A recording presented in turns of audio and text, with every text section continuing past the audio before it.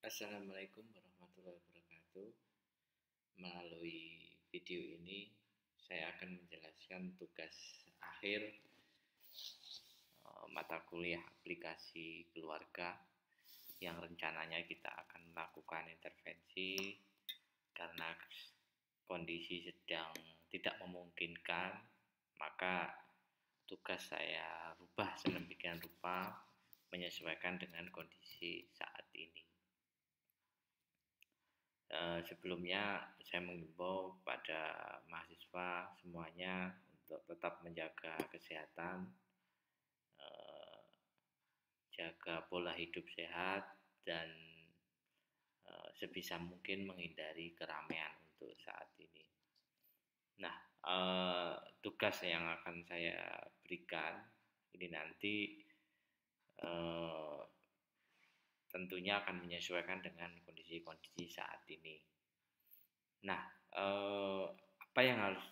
tugas yang dilakukan adalah bentuknya berupa psikoedukasi.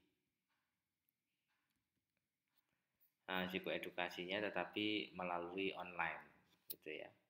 Nah, tema edukasi yang saya berikan adalah ada 7.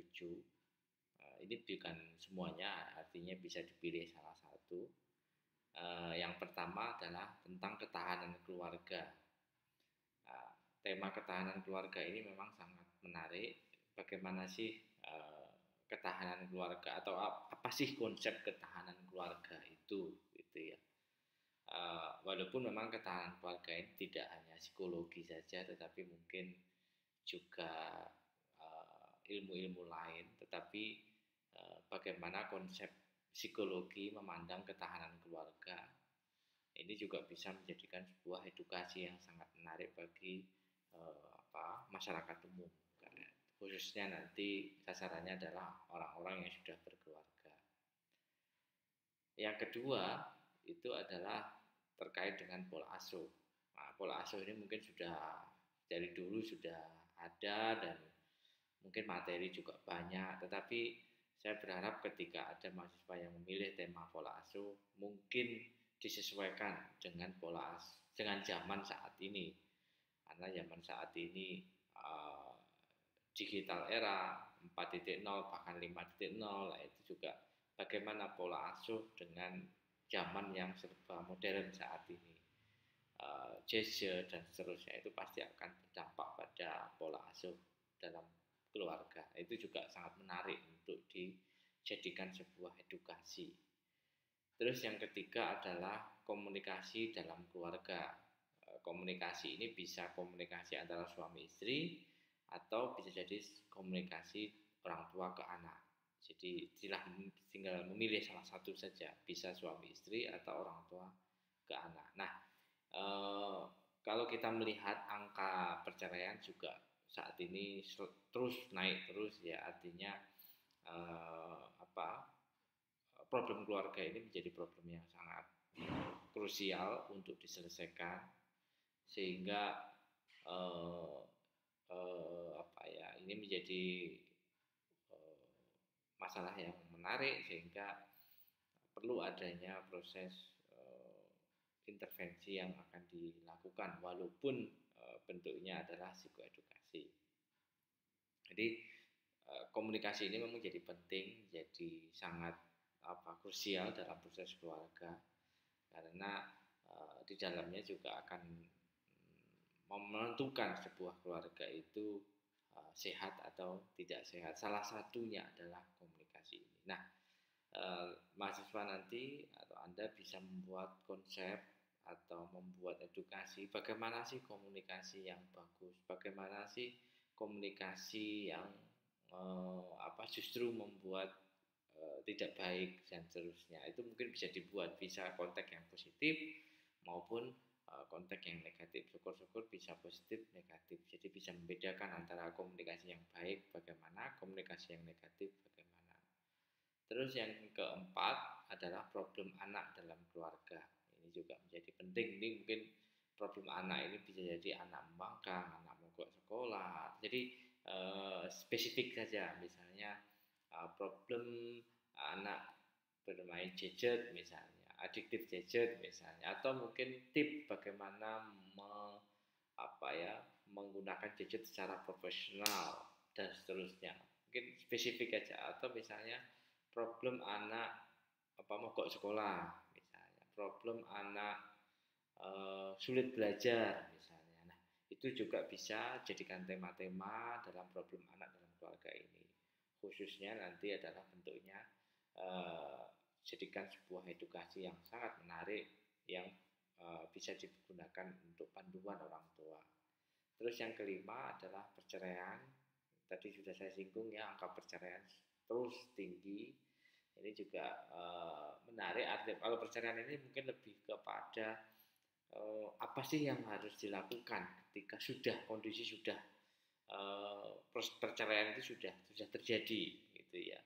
Artinya bisa jadi dalam proses dalam keluarga bisa jadi perceraian itu satu-satunya solusi yang diberikan, atau bukan yang diberikan, bisa jadi satu-satunya solusi yang bisa dilakukan, atau satu-satunya solusi yang paling baik di antara yang baik. Bisa jadi menjadi seperti itu.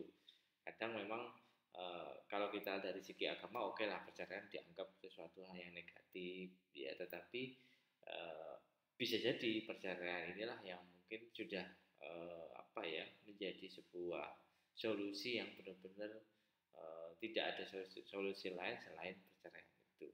Sehingga dalam proses edukasi nanti, ketika ada mahasiswa yang memilih tema perceraian ini, bisa diambil arahnya ke sana. Jadi bagaimana menyiapkan diri ketika kondisi sudah pasca perceraian.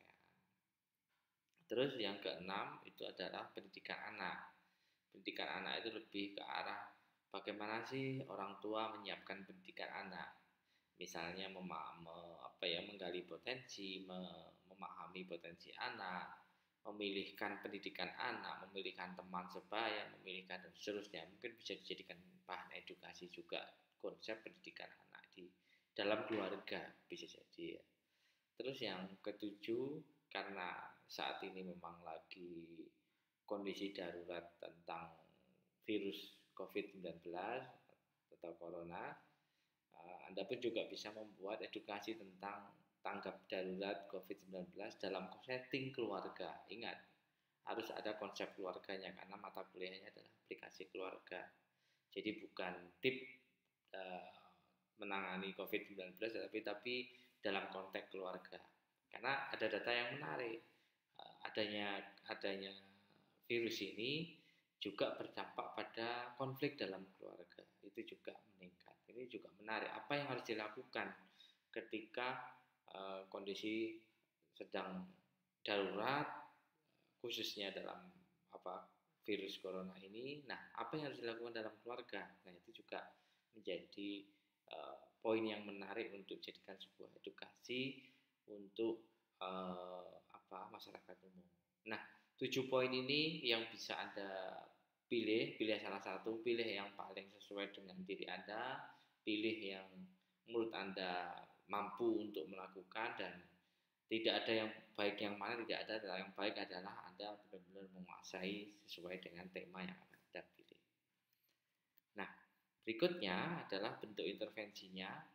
Tadi sudah saya singgung, bentuk intervensinya karena kondisi darurat tidak mungkin kan saya meminta Anda untuk turun ke lapangan, mengumpulkan orang, jelas tidak akan mungkin dilakukan untuk saat ini. Bentuk intervensi adalah berupa upload psikoedukasi dalam sosial media, khususnya Instagram. Nah, psikoedukasinya bisa berbentuk poster, bisa berbentuk video, bisa berbentuk infografik, ya mungkin bisa dilihat lah infografik itu kayak apa. Terus psikoedukasi, ya nanti bisa dalam bentuk poster atau bukan poster ya, flyer dalam gambar gitu ya, gambar yang konsepnya psikoedukasi, atau bahkan hanya sekedar tip dan trik. Tapi saya berharap tip dan triknya ini benar-benar tip dan trik yang ilmiah, tidak hanya common sense gitu ya. Karena Anda seorang calon sarjana, saya berharap tip dan triknya benar-benar ada kajian-kajian yang bisa ada dasar ilmiah yang yang Anda buat, jadi tidak hanya sekedar pendapat gitu ya. Nah, bentuk postingan ini dalam IG nanti saya minta Anda untuk membuat sekreatif mungkin, bisa dalam bentuk giveaway atau tag teman atau apa saja lah yang bisa membuat edukasi Anda itu menjadi seluas mungkin, bisa dijangkau oleh banyak orang, siapa saja, tidak di lingkungan Anda saja, kalau bisa ke masyarakat umum. Nah, itu bagaimana caranya Anda bisa melakukan itu. Prinsipnya adalah semakin viral semakin baik.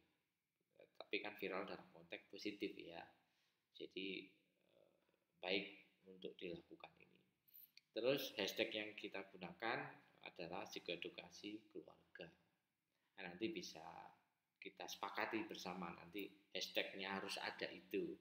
Terus jangan lupa tag saya juga di Edirman Prabowo, bisa di Instagram saya. Saya juga hanya untuk memantau saja apa yang sudah Anda lakukan. Atau bahkan bisa jadi penilaian dari situ nanti. Terus jangan lupa tag yang lain yang berhubungan dengan yang masih ada berhubungan dengan konsep keluarga, misalnya kampus Anda, UMM, bisa jadi fakultas kita, fakultas psikologi, atau instansi pemerintah yang ada kaitannya dengan keluarga. Nah, format tugasnya yang pertama, ukuran gambar 1000 kali 1000 pixel, ini ukuran ideal dalam Instagram. Mungkin Anda yang lebih jago lah, nanti diatur sedemikian rupa, diatur saja. Tapi yang jelas yang saya tahu itu 1000 kali 1000 pixel itu sangat ideal di dalam mengupload gambar di Instagram. Terus jumlah gambar 10, jadi nanti ada 10 gambar, tidak yang satu gambar saja, karena kan kita bisa mengupload 10 gambar kan di Instagram. Saya berharap 10 gambar ini menjadi dimaksimalkan gitu ya. Apalagi satu gambar dengan gambar yang lain itu saling berkaitan. Itu bagaimana Anda mengemasnya, bagaimana Anda mengkonsepnya, itu tergantung kreativitas Anda nanti dalam membuat sebuah edukasi dalam bentuk di dalam sosial media ini atau dalam bentuk online gitu ya. Terus poin-poin saja di pojok kanan atas, kalau bisa ada logo kelas Anda, jika ada ya, ada psikologi kelas apa ini, misalnya psikologi gitu aja ya, karena mungkin aplikasi ini kan gabungan ya, atau mungkin aplikasi psikologi keluarga atau apalah, dibuat logo satu, nanti di share di grup sehingga itu bisa dipakai bersama-sama. Terus yang pojok kiri, kalau pojok kiri atas ada logo psikologi dan UMM, logonya UMM, jadi satu, sehingga biar serempak sama gitu ya. Nah, saya memberi saran, ini tidak wajib ya, kalau bisa gunakan desain dan warna yang bagus gitu ya. Jika perlu konsultasi dengan anak-anak ahli di bidang ini ya, anak-anak komunikasi gitu ya. Jika perlu bisa share di online dengan WA dengan teman-teman komunikasi, jika punya kenalan, gimana menurut Anda minta kerjaan Anda misalnya, sebelum dikumpulkan bisa dikonsultasikan dengan orang-orang ahli di bidangnya. Nah, ini yang khusus yang membuat video, saya membolehkan Anda, jika Anda memang punya kemampuan, punya keterampilan dalam membuat video. Pak, saya lebih jago membuat video daripada mendesain gambar misalnya. Pak, saya lebih suka ngomong daripada mendesain misalnya. Nah, itu nggak apa-apa, saya membolehkan Anda membuat video sekreatif mungkin. Kalau video Instagram kan 1 menit ya, tapi mungkin bisa dimasukkan di Instagram yang yang TV ya, yang bisa lama itu kan bisa ya, saya lupa namanya, yang bisa diupload 4 menit lebih gitu ya. Nah, itu bisa dimasukkan di situ. Nah, mungkin jika ada hal yang kurang jelas nanti bisa lanjut di grup ya. Terus kriteria penilaian, yang pertama kreatif, itu kreativitas Anda, kreativitas dalam kaitannya dengan kontennya, konten edukasi atau tema yang dipilih ya. Kesesuaian tema itu juga menjadi penilaian kreativitas Anda. Terus konten yang menarik ini lebih dan ilmiah lah. Konten menarik dan ilmiah ini harus perlu Anda pahami. Jadi ada dasar yang harus Anda pahami. Maka dari itu kemarin sebelum ini kan saya minta Anda untuk mencari bahan-bahan. Salah satunya adalah ini. Tujuannya adalah membuat konten yang menarik dan ilmiah. Terus mudah dipahami. Artinya jadi nggak mungkin kan gambar terus semuanya tulisan, tinggal copy paste, nggak mungkin seperti itu. Artinya kreativitas Anda dalam menguraikan kata-kata, meringkas kata-kata yang banyak menjadi kata-kata yang sedikit dan memiliki daya tarik yang bagus. Itu kan nggak gampang melakukan itu. Itulah yang saya maksud mudah dipahami. Dan yang berikutnya adalah persuasif. Ini nyambung, mudah dipahami dan persuasif itu bisa jadi satu. Artinya mudah dipahami dan memiliki membuat orang itu pengen terus untuk melihat, membaca dan mungkin pengen mengetahui lebih lanjut. Nah, itu memiliki tingkat persuasif yang tinggi atau jangan atau justru bahkan sampai orang itu bisa dari melihat gambar Anda terus di-download terus di-sharekan. Nah, itu memiliki persuasif yang tinggi. Jika seseorang mau meng-share apa yang sudah Anda share, itu juga lebih bagus. Jadi memiliki tingkat persuasif yang tinggi. Terus desain yang menarik tadi sudah saya bahas. Yang berikutnya adalah viral. Nah, ini viral saya lihat seberapa banyak yang komen dan like. Nah, ini juga. Tapi saya tidak menganjurkan Anda menggunakan jasa like ya. Saya tidak menganjurkan. Pasti ketahuan lah kalau like-nya itu sangat ekstrim sekali, pasti akan ketahuan nanti. Dan saya juga tidak menyarankan Anda sampai membayar orang untuk jasa like. Saya tidak inginkan. Mungkin itu saja info lainnya akan saya sampaikan di grup. Semoga mudah dipahami penjelasan saya ini. Jika ada hal yang kurang jelas bisa bertanya di grup atau tanya di saya. Oke, saya akhiri.